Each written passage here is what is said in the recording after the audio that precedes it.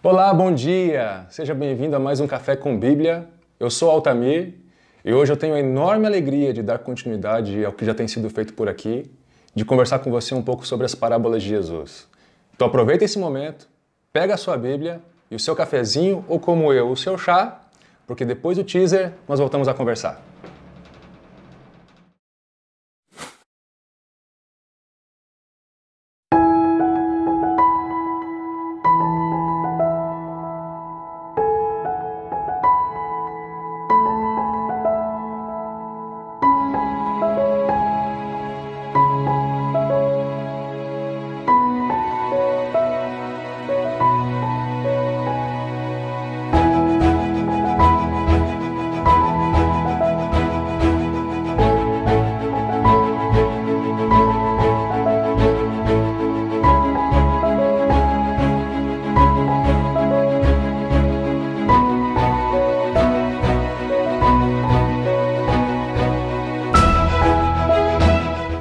Como nós temos visto já há algumas semanas, Jesus era muito bom em fazer a conexão com a nossa vida diária e os seus princípios, os princípios do reino, os princípios da sua mensagem. Hoje, dando continuidade a isso, eu gostaria de ler com você um trecho daquilo que está registrado em Lucas, no capítulo 9, a partir do versículo 57. Como eu digo de costume, você pode abrir a sua Bíblia, você pode ligar a sua Bíblia ou você pode iniciá-la no seu aplicativo. Acompanhe a leitura comigo. Vamos lá. Lucas, capítulo 9, a partir do versículo 57. Quando andavam pelo caminho, alguém disse a Jesus: "Eu te seguirei por onde quer que fores." Jesus respondeu: "As raposas têm suas tocas e as aves do céu têm seus ninhos, mas o Filho do Homem não tem onde repousar a cabeça." A outro disse: "Siga-me." Mas o homem respondeu: "Senhor, deixa-me ir primeiro sepultar meu pai." Jesus lhe disse: "Deixe que os mortos sepultem os seus próprios mortos. Você, porém, vá e proclame o reino de Deus." Ainda outro disse: "Vou seguir-te, Senhor, mas deixa-me primeiro voltar e despedir-me da minha família." Jesus respondeu: "Ninguém que põe a mão no arado e olha para trás é apto para o reino de Deus." Eu gostaria de, antes de desenvolver o diálogo, ter uma palavra de oração com você. Você pode me acompanhar nesse momento? Senhor, que alegria estar diante de Ti.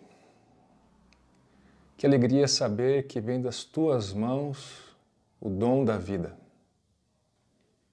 Vem de Ti tudo aquilo que nós precisamos para uma vida que Te agrada e para uma vida plena, Senhor. É a Ti, Pai, Pai nosso que está no céu, que nós nos voltamos nesse momento, crendo que das Tuas boas mãos, das Tuas mãos generosas, vem até nós o nosso pão, o pão que edifica a nossa vida, o pão que nos alimenta e que nos dá o sustento para continuar mais um dia contigo. Que essa palavra, Senhor, aberta e explorada nesse momento, seja como esse pão que alimenta a nossa alma e que nos transforma à imagem do Teu Filho Jesus. Obrigado pelos irmãos e as irmãs que estão acompanhando essa transmissão. Que a Tua graça seja sobre a vida de todos eles. No nome de Jesus. Amém. Você sabe que nós temos diante de nós 3 curtos diálogos que frequentemente eles não são considerados nas discussões sobre parábolas. Agora é curioso saber que Jesus, nessa passagem, ele vai se expressar e comunicar os seus princípios através de 2 curtas parábolas que compõem esses 3 diálogos. E nós precisamos ver esses 3 diálogos juntos, porque eles constituem uma mesma unidade e possuem algumas semelhanças ao assunto que aqui é tratado. A estrutura dessa passagem ela se dá da seguinte forma. O primeiro diálogo e o terceiro, eles possuem uma pessoa em foco, um voluntário, 2 pessoas que se oferecem para seguir Jesus. A pessoa do diálogo do meio é um recruta, é alguém que está sendo chamado por Jesus para segui-lo. O fluxo de ideias, a sequência do diálogo, ele se dá da seguinte maneira: seguir, ir, mais o preço de seguir Jesus. Cada um desses diálogos vai terminar com uma referência ao reino de Deus. Cada uma das pessoas envolvidas, ela declara que ela está disposta a seguir Jesus, mas primeiro, no primeiro diálogo, a pessoa está disposta a seguir e ir a qualquer parte do mundo seguindo Jesus. Mas ela não considerou o preço do seguir Jesus. O segundo recebe um convite, uma solicitação para seguir Jesus. Mas ele quer ir para casa primeiro, para a sua família, e no meio disso tudo ele recebe uma ordem de ir e proclamar o reino. O preço do discipulado, nesse segundo diálogo, é colocado na forma de uma ordem. O terceiro, assim como o primeiro, ele é alguém que se voluntaria, ele quer seguir Jesus. Mas como o segundo, ele quer primeiro ir para casa. Como o primeiro, esse terceiro indivíduo então é desafiado a considerar o preço. Vamos entrar um pouquinho mais em cada um dos diálogos? Vamos ver de novo o primeiro diálogo. Quando andavam pelo caminho, perceba que Jesus está em movimento. Ele e o seu grupo de discípulos, poderíamos dizer que a sua comitiva está em movimento. Um homem lhe disse: eu te seguirei por onde quer que fores. Jesus respondeu: as raposas têm suas tocas e as aves do céu têm seus ninhos. Mas o Filho do Homem não tem onde repousar a cabeça. Esta primeira parábola, ela não tem nenhum enigma cultural e ela pode ter dois níveis de compreensão. No primeiro nível, o candidato a discípulo, ele representa aquela força centrípeta da missão, aquela força que atrai para o centro. Ele é atraído para dentro, para juntar-se à comunidade de discípulos. Ninguém o está recrutando. Entretanto, a maneira como ele entende o que isso acarreta, o ser atraído e fazer parte da comunidade de discípulos, parece ser um entendimento muito superficial. Ele não entende que seguir significa Getsemane, Gólgota, sepulcro. E seguir um líder rejeitado, um líder sofredor, seria um choque para qualquer judeu do século I, como é para nós hoje. Quando Jesus diz que as aves têm seus ninhos e as raposas têm as suas tocas, é uma pequena e leve referência à estrutura de liderança e política daquele tempo. O rei Herodes, como um dos líderes dos judeus, em outro momento é chamado de raposa. Um dos principais símbolos do Império Romano é uma ave. Então, quando Jesus diz: olha, você quer me seguir? Lembre-se que existem outras estruturas que podem te oferecer conforto e um certo abrigo que a minha estrutura não tem para te oferecer. Mas a ideia não é apenas de: olha, você pode vir a sofrer privações, você já pensou nisso? É algo um pouco mais além, um pouco mais desenvolvido. Algo como: olha, seja quais forem as suas motivações, as suas pretensões, tenha em mente que você está se oferecendo para seguir um líder rejeitado, que não consegue uma toca para se acolher e nem um ninho para se abrigar ou, como diz o texto original, ficar no poleiro, empoleirar.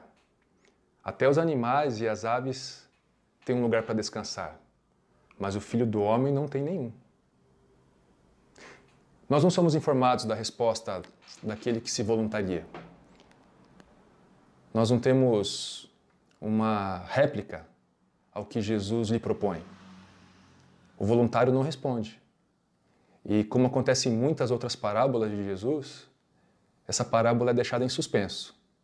Nós não sabemos se o voluntário se dispôs e se colocou nas fileiras daqueles que seguem Jesus, ou se ele, abalado com o preço a ser pago de seguir um líder sofredor e um líder rejeitado, e com a perspectiva chocante do que tudo isso poderia acarretar, ele então sai do caminho e fica à margem, olhando a comitiva passar.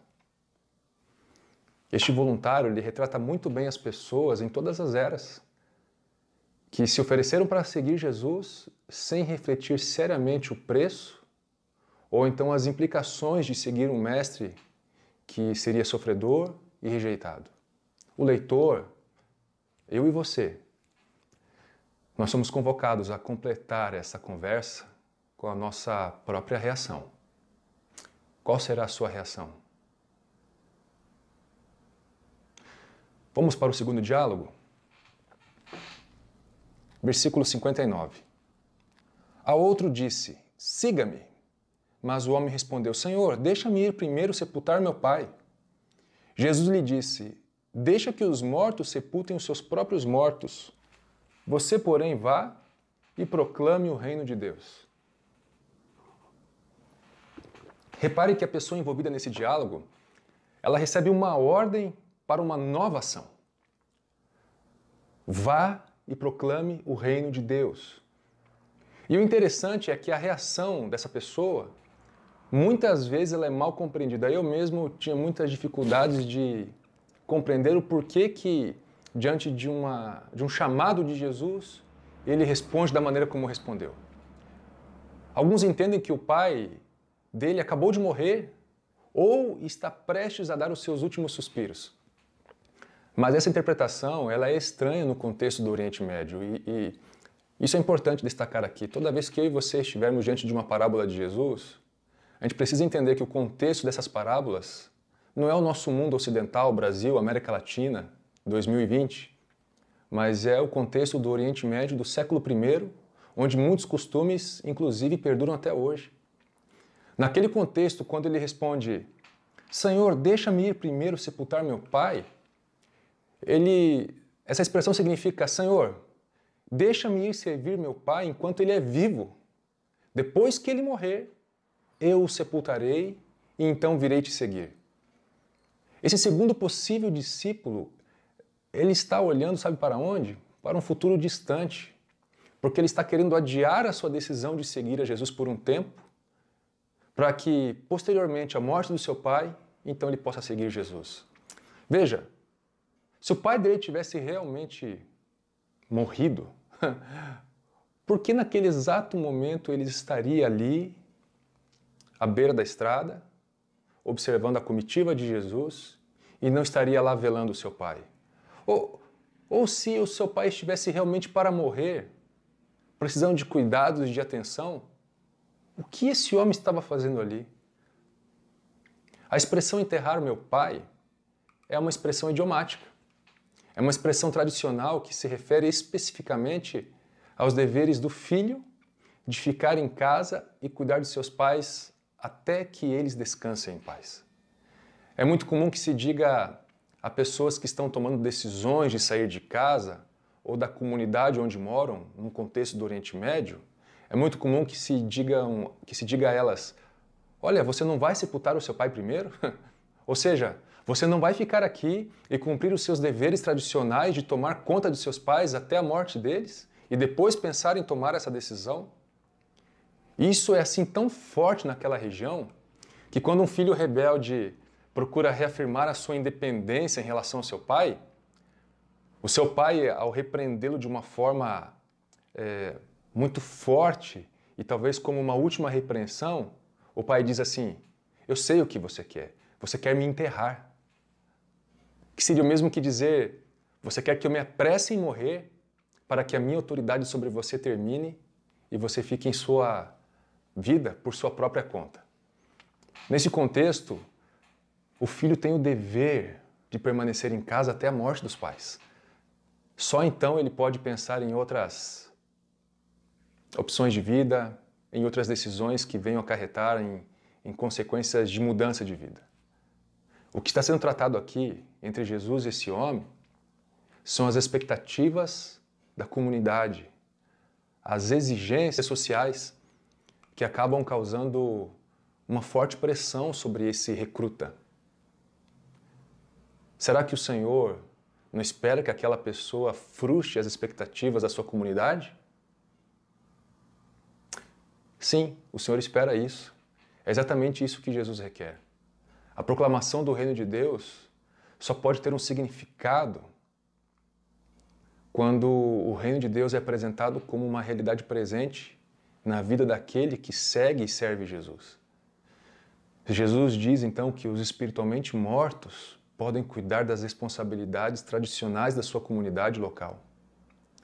Mas quanto a você, vá e proclame a chegada do reino.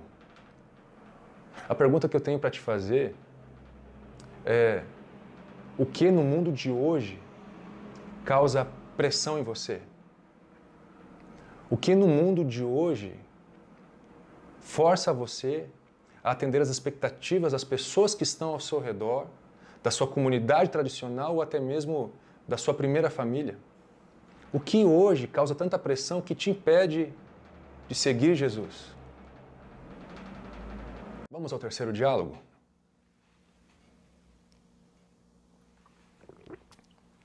A partir do versículo 61. Ainda outro disse: Eu vou seguir-te, Senhor, mas deixa-me primeiro voltar e me despedir da minha família. Jesus respondeu: Ninguém que põe a mão no arado e olha para trás é apto para o reino de Deus. Veja que, parecido com o primeiro voluntário, Jesus também responde com uma parábola. E este candidato, ele se oferece também para seguir o mestre. Só que da mesma forma que o recruta do segundo diálogo, ele tem uma condição prévia. Olha, eu quero te seguir, mas deixa que antes eu me despeça da minha família. Te pergunto, existe algo de errado com esse pedido? O que você acha disso? No Oriente Médio, a pessoa que está indo embora, ela precisa pedir permissão para aqueles que estão ficando em casa. Ela diz: com sua permissão, eu posso tomar essa decisão e ir embora? Os que então ficam respondem: olha, que você possa ir em segurança, ou então Deus vá com você. Se fosse algo equivalente em português, seria algo como: com sua permissão, com sua licença, eu posso ir? A ideia aqui é que o voluntário está pedindo o direito de ir para casa e então obter a permissão dos de casa, isto é, a permissão dos seus pais. Não é de duvidar que todos os que ouviram aquele diálogo sabiam que o seu pai iria se recusar a permitir que o seu filho saísse a vaguear em um empreendimento duvidoso. Por isso aquele voluntário, derramando talvez lágrimas, ele pode até insistir em alto e bom som que deseja ir, seguir Jesus. Mas certamente o seu pai não lhe dará essa permissão. Ele não estava dizendo que iria para casa dar um beijo de despedida em sua família. Ele estava, na verdade, pedindo permissão para submeter o assunto de seguir a Jesus à autoridade de outras pessoas, no caso, o pai e a mãe. Ele literalmente está dizendo a Jesus: Senhor, eu vou te seguir, mas é claro que a autoridade do meu pai é maior que a tua. E eu preciso ter a permissão dele antes de me aventurar pelo mundo contigo. No mundo do Oriente Médio, a autoridade familiar, especialmente a do pai, é algo supremo. Não é à toa que o pai tem se tornado símbolo de Deus. Algo curioso é o que o autor e o professor Kenneth Bail, lecionando essa mesma passagem a alunos nativos do Oriente Médio, ele diz que ao ler esse trecho das Escrituras com eles, literalmente empalideceram diante da afirmação de que Jesus estava reivindicando uma autoridade superior à do Pai sobre a vida desse voluntário. Agora, imagine que essa reivindicação de autoridade maior estava sendo feita por um homem jovem na casa dos seus 30 anos, Jesus de Nazaré. As únicas possíveis alternativas a essa reivindicação eram aceitação e concordância, ou então rejeição e hostilidade totais. Por isso, a gente precisa examinar um pouco mais a resposta de Jesus a esse voluntário. E aqui está uma parábola. Versículo 62. Jesus respondeu: Ninguém que põe a mão no arado e olha para trás é apto para o reino de Deus. Você sabe que o arado palestino, ele é muito leve. E ele é guiado com uma só mão, geralmente a mão esquerda. A outra mão, a mão direita, o arador usa para guiar o boi, com um certo tipo de aguilhão, para que o boi fique no caminho.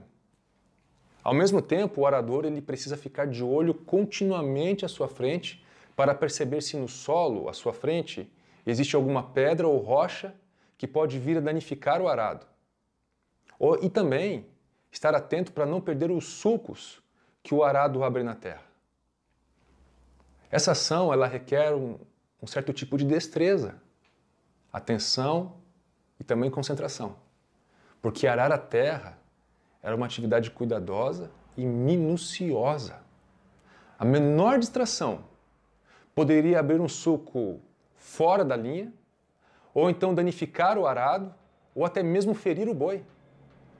Qualquer pessoa que desejasse arar a terra precisaria estar ciente da responsabilidade e da atenção irrestrita ao que essa atividade lhe exigia. Diante disso, eu e você nos deparamos com uma tensão. A tensão entre a lealdade a Jesus como inaugurador do reino de Deus e as suas exigências que nos absorvem por completo, e a lealdade à autoridade da família, por exemplo. Para qualquer cristão que pense seriamente sobre o assunto, ambas autoridades, elas têm grande prioridade em nossas vidas. Agora, quando elas entram em conflito, esse conflito é tremendamente doloroso. Por isso sei que essas palavras, elas, de certa maneira, podem soar um tanto duras e até mesmo perturbadoras. Talvez uma parte da tensão nesse diálogo, nessa parábola especificamente, é o pressuposto da relação íntima entre o discípulo e o seu mestre. Naquela região, a relação entre o discípulo e mestre sempre foi tão profunda e envolvente que o Talmud, um dos livros antigos e livros bases do judaísmo, ele diz o seguinte: o pai e seu filho, o mestre e seu discípulo são considerados como um só indivíduo. Não se trata de você se matricular em um curso com o objetivo de adquirir informações. Antes, o estabelecimento de um relacionamento com um mestre é o estabelecimento de um relacionamento vitalício para a pessoa. Assim, eu e você podemos ver que Jesus, aqui, ele está exigindo que a sua autoridade, as exigências do reino, tenham prioridade sobre todos os outros relacionamentos. A pessoa que não pode resolver essa tensão, a tensão que existe do conflito entre as lealdades, e vive olhando para trás, distraída, não pode seguir Jesus. Não está apta ao reino de Deus.